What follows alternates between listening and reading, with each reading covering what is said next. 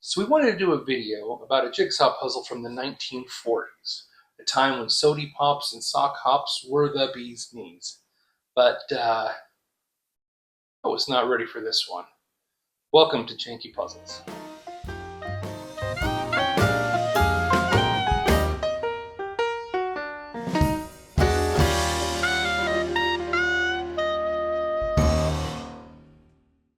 Welcome back to Janky Puzzles, everybody. My name is Joey. Thank you so much for welcoming us into your home or onto your little phone or your computer once again. We had an amazing debut last week, and I cannot be more grateful for all of us here at Janky Puzzles. Thank you. We slowly emerged onto the information superhighway, and a place that it's not really known to be very savory, and we were shown nothing but love and kindness, and I'm grateful for that. As always, we like to take a look at old retro puzzles, out of date, out of print, these things that you find at thrift stores and yard sales or at your grandmother's old folks' home. I was actually asked, and how about this episode, how this episode came about was I was asked what one of my older um, jigsaw puzzles were. And so I was down in the puzzle vault, the bookshelf in the garage that I keep my puzzles, and this is the puzzle that um, really spoke to me, and it's actually the oldest puzzle that we have. This one right here, the focus of this week, is the Big Ten jigsaw type picture puzzle of fishing boats. This puzzle is from the 1940s. And we know this because there's lots of little tells on here. When you're researching puzzles, it is really, really hard to find a lot of good information online. You have to get through a lot of commerce to find the information that you're needing. So sometimes you just have to kind of, use context clues. And this puzzle, it's just the day I found this, it really caught my attention. So I found this little guy in a thrift store here in this little small town in Idaho that I live in. This was just sitting on the shelf in the little shop. It actually looked like a box of bullets at first. It's kind of unassuming. This was there. The guy off. I asked the guy how much he wanted for it. It wasn't even priced. He said $2. Best $2 I ever spent. This puzzle is absolutely amazing. It says that it's 275 pieces. It's 15 by 10, so it's not very big. The box, for as old as this puzzle is, looks pristine. This looks brand new, and it was taken very good care of over the years. And one of the things that I really liked about it was, for one, on the very top, and I'll show you a close up of this right here. It's advertising war bonds, or liberty bonds, or victory bonds. Give the government some money, and they can use it to fight World War II. How cool is that? And there's some beautiful fishing boats. I did find on the back, very tell, this sold for 15 cents, which I looked it up online, and in today's money, that's about $3. So I thought that was really cool. But then this is what I thought was the most amazing part of this puzzle. A lot of people write on puzzles. When you're collecting vintage jigsaw puzzles, people write on them. They'll write their names, the date, then they did it. Sometimes they'll write how many pieces are missing. It's funny too. You'll see a little square they'll write on the back with little X's or where the pieces are missing. It's really cool. If I find one, I'll show this to you in another video. But what really drew my attention and what really spoke to me was that someone right here, I'll put a close up of that, wrote, "Grandmother from Julia, December 9th, 1945. Isn't that amazing? Somebody gave this to their grandmother in 1945. What an amazingly thoughtful gift. And this was definitely someone, I mean, if you start doing math, we recorded this episode here in 2024. This was 80 years ago when this was purchased, when Miss Julia bought this for her grandmother. 80 years ago. And then it sat wherever she had it, and it ended up in this little tiny thrift store here in the middle of nowhere, Idaho. And now it ended up with a big doofus guy on the internet. Now, mathematically, 80 years ago, grandmother is probably not with us anymore. But Julia might be. Do I hope that she's watching? Of course, that would be amazing to see. But how amazing is that? I'm very excited to open up this puzzle and put it together and take a look at these little black and white fishing boats. I'm really excited to see what this will look like. So put on some music or your favorite podcast. Get yourself something to drink. I got some old-timey soda here. I thought it fit the 1940s motif. It's called Moxie. It's not sponsored. Go ahead and sponsor us if you want to. And yeah, let's have some refreshment and put a puzzle together. Oh God, it tastes like the 40s.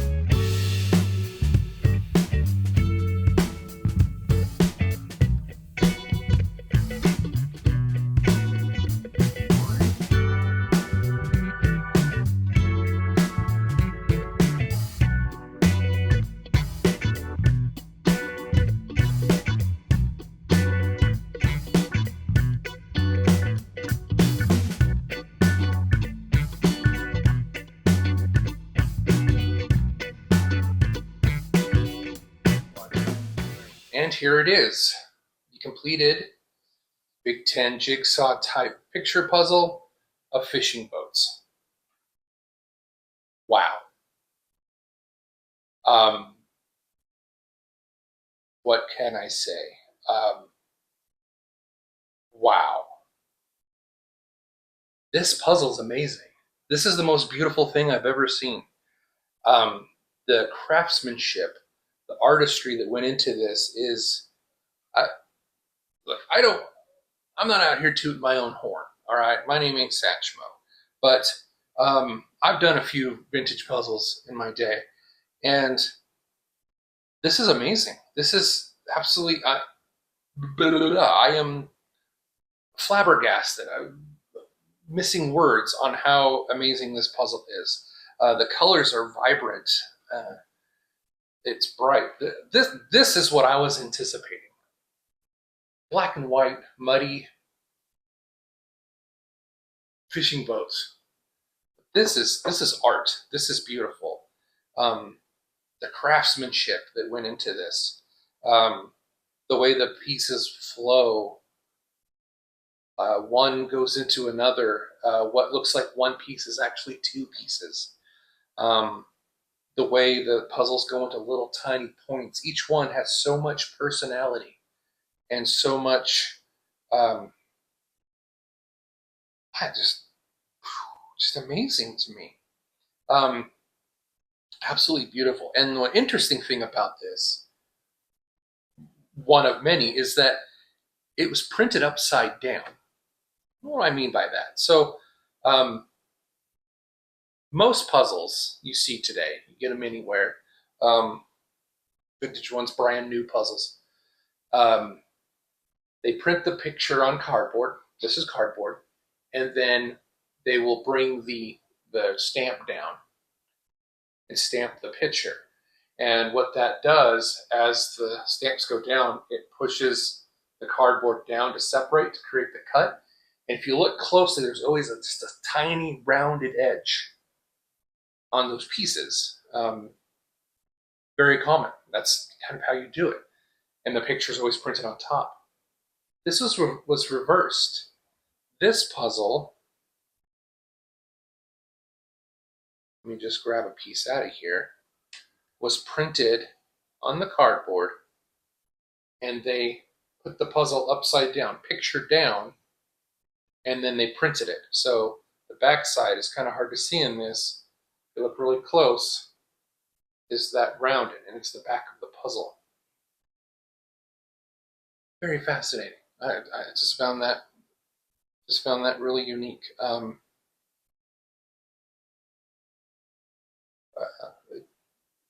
So as I was looking at this, I had some time before we filmed this extra segment here. I I was struck by this picture. These fishing boats, and especially this one right here. And we're going to put that up on the screen for you. The boat is called the Edna Fay in this picture, and I was curious if the Edna Fay was actually a was it a boat that had any sort of history behind it, or any sort of was it a common name for boats back in the 40s, 30s? This could have been made in the early 1900s. This boat. Who's to say? So I did a little bit of research. Like I said, some online research, and it was kind of fun because again, I wasn't bogged down by commerce. I researched the Edna Fay. Now I found a story, a newspaper story from the 1950s, from 1953, out of Massachusetts, near Rockport, Massachusetts, actually, about a fishing boat named the Edna Fay.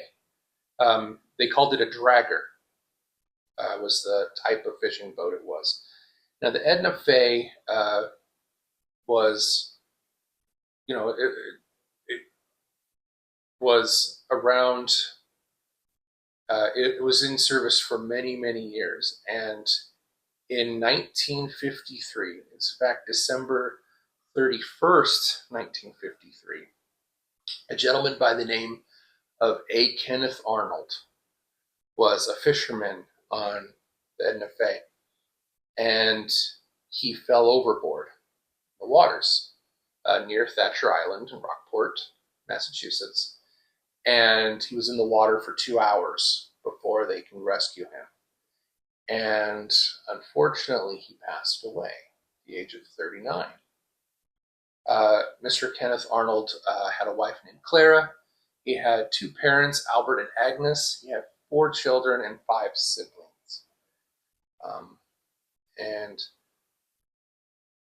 I don't know, I was just really struck by that story because I don't know if this Edna Fay was the same Edna Fay fishing boat that Mr. Kenneth Arnold was on. But maybe this is. Maybe this is. And 53, 45, 8 years after Julia bought this wonderful puzzle for her grandmother, the boat that may or may not have been depicted on the puzzle, a gentleman unfortunately had an accident on it and passed away. Once you start thinking about the histories of not only the gift of the puzzle itself, the image, the subject matter of these puzzles, especially these photorealistic ones that I enjoy, barns and farmhouses and fishing boats. They were real people. They were real people that lived on them and died on them. And how fortunate I feel, and honestly honored, to be part of this story. This little story that I've crafted in my head of the Edna Fay who lost one of its crew members a few years after Julia bought a wonderful gift for her grandmother. 3 people separated in time and tied together by a hobby that so many of us enjoy. It really kind of puts things in perspective, and it really speaks to, I don't know, the pleasure it is and the honor it is to think about these stories and these lives. It's a special thing.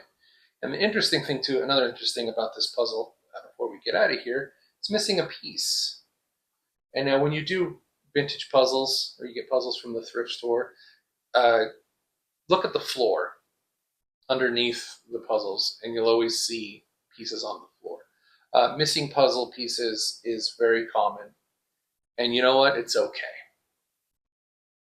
It's just a part of life. You're missing a piece. That still doesn't take away from the beauty of the puzzle and the experience of putting it together. Let me tell you, I don't want to sound too over dramatic, but this puzzle is missing a piece. But I will tell you, I'm going to keep a piece of this puzzle with me forever. This was a wonderful experience, and I feel so grateful to be able to share this with you. Thank you again for tuning in.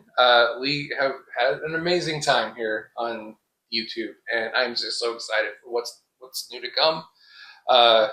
Again, we are very, very close, very, very fortunate to be just a smidgen away from 100 subscribers. And I have something very, very special planned for when we hit 100 subscribers. I've got a few puzzles. I'm not going to spoil too much of it, but I have a few puzzles that are several decades old, from the 60s, from the 70s, that are still sealed. So maybe we'll open up one of those. Definitely. Thank you so much for watching. Remember, do stuff underneath this video. Hit the bells and the whistles and hit the likes. If you like this video, give it a thumbs up. If you dislike this video, hit that thumbs up twice. And let me tell you this, if you really, really hate this video, hit that thumbs up button 3 times. We'll totally get the message. Make sure you comment, give us some feedback there in the comments. Post your favorite chocolate chip cookie recipes. Tell us something really awful. I look forward to reading everything, and I read absolutely everything. From everybody here at Janky Puzzles again, thank you for watching. Do the things. Remember, do good things. Be good people. Come back next time, and we'll put another Janky Puzzle together. Thank you.